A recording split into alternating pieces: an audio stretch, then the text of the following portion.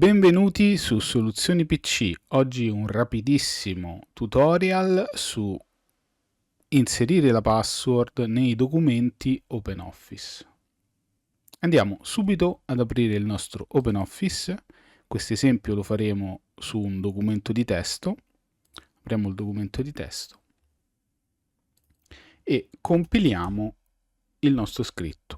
Facciamo finta che abbiamo finito di scrivere quello che dobbiamo scrivere, adesso possiamo salvarlo con la password. Andiamo su File, Salva con nome. In questa schermata possiamo scegliere il nome del file, il formato che possiamo utilizzare benissimo, quello Microsoft, e più in basso troveremo la spunta Salva con password. Questo ci permetterà successivamente di inserire la password. Andiamo a cliccare Salva, dopo aver naturalmente selezionato il posto giusto dove salvare il nostro file, ed ecco che ci comparirà subito dopo una schermata di impostazione della password. Io qui potrò scrivere una password che mi servirà ad aprire il documento per poterlo visionare e modificare.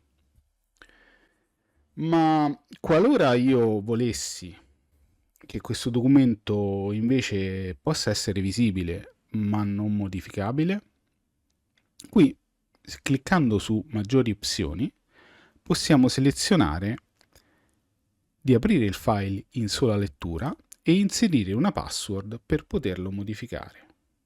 Quindi, qualora io volessi fare questa cosa, cancello la password superiore e metto la password solamente nella parte inferiore.